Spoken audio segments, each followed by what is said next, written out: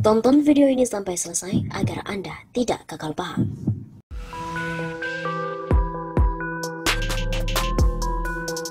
Halo Sobat 651 Safa, kembali lagi bersama dengan kami untuk mengulas fakta-fakta perpolitikan dan juga informasi terkini di tanah air.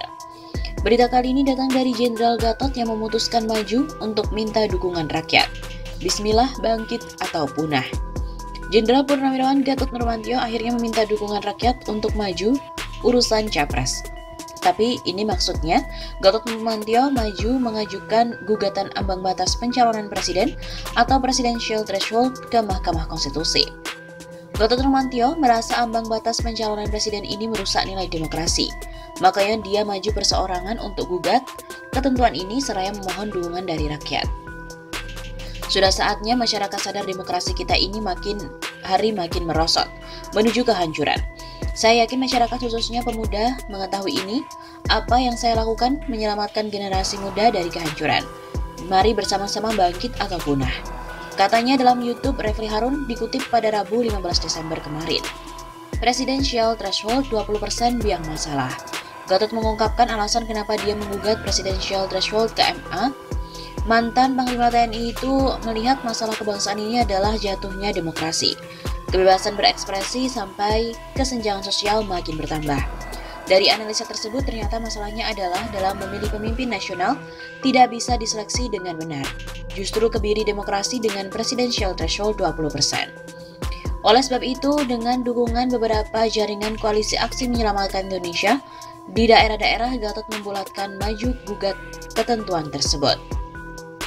Oleh sebab itu, saya pikir saya harus mengambil langkah. Bismillah, Oleh sebab itu, saya pikir saya harus mengambil langkah. Bismillah, saya ajukan judicial review agar presidential threshold 0%. Gatot mengetahui Mahkamah Konstitusi sebelumnya sudah 13 kali menolak gugatan soal presidential threshold. Fakta itu tidak menyurutkan semangatnya untuk mencoba menggugat ambang batas tersebut. Dalihnya, namanya berjuang tidak boleh putus asa. Mungkin 13 gugatan ditolak hakim di MK karena hakim belum melihat perkembangan situasi terkini. Saya yakin dengan perkembangan terkini, kalau hakim itu warga negara yang bertanggung jawab, situasi penyebab biang masalah adalah PT 20% ini. Kalau ini dibiarkan, demokrasi kita akan hancur. Gatot mengakui dia menggugat PT 20% dengan maju perseorangan, namun dia didukung dan didorong oleh elemen kami, daerah-daerah untuk menggugat ketentuan ambang batas pencalonan presidential threshold ini.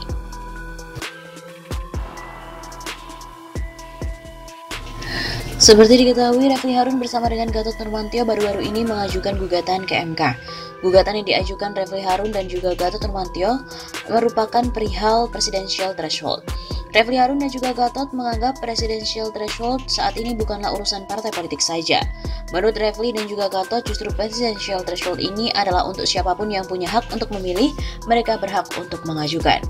Dikutip melalui redaksi dari kanal YouTube Refli Harun yang ditayangkan pada 13 Desember kemarin, ahli hukum tata negara mengunggah video terbarunya perihal pengajuan gugatan ke MK.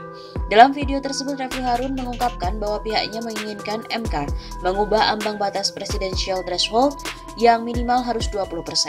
Hal serupa juga diungkapkan oleh Gatot Nurmantio yang menginginkan presidential threshold menjadi 0%. Perlu diketahui, Refli Harun merupakan pengacara Gatot Nurmantio perihal ini. Akan tetapi, Jenderal Purnawirawan TNI tersebut tidak hadir ke MK karena ada kepentingan lainnya.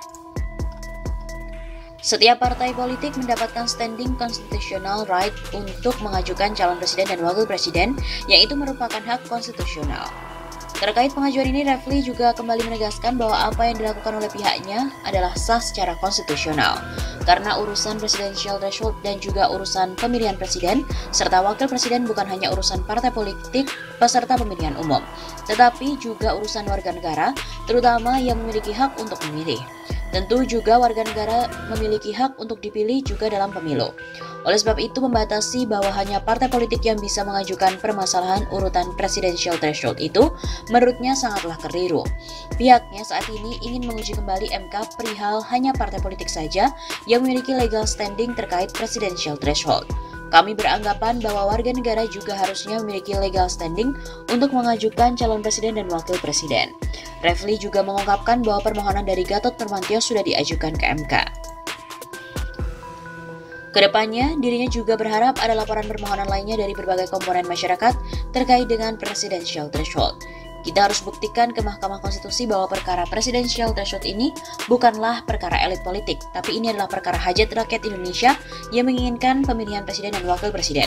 Menurutnya, banyak rakyat yang menginginkan pemilihan nanti tidak didalangi oleh adanya kepentingan dari oligarki, politik, dan juga bisnis saja.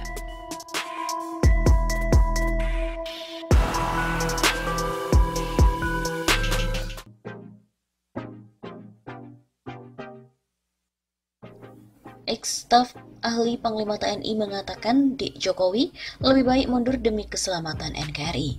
Kinerja Presiden Joko Widodo yang sudah berlangsung 1 semester lebih di periode kedua ini semakin banyak dikritik. Bahkan kini muncul kritik keras dari kalangan Purnawirawan TNI Angkatan Darat, yaitu ex-staf ahli Panglima TNI, Majen TNI Purnawirawan Dedi S. Budiman. Dedi dengan tegas meminta kepada Jokowi untuk menanggalkan jabatannya sebagai presiden. Saran ini ditujukan untuk menjaga martabat rakyat, keselamatan bangsa dan negara, serta menghindari krisis kepercayaan rakyat yang lebih dalam, serta bisa menimbulkan huru-hara atau chaos sosial. Dek Jokowi, sebagai orang militer tua dari hati yang paling dalam, saya sarankan mundurlah demi keselamatan bangsa dan negara. Itu lebih terhormat ketimbang diterjang chaos sosial dan amuk massa.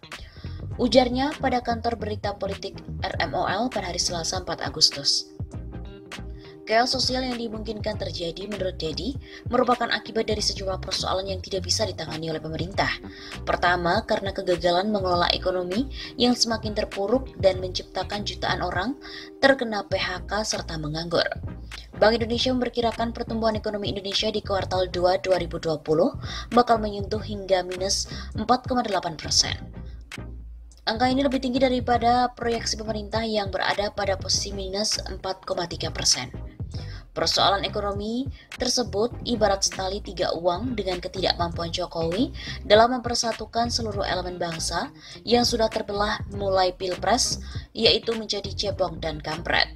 Selain itu munculnya isu terkait berkembangnya paham komunisme, sekularisme dan kapitalisme yang bertentangan dengan konstitusi. TAP MPR serta Undang-Undang Dasar 1945 juga bisa menjadi sebabnya.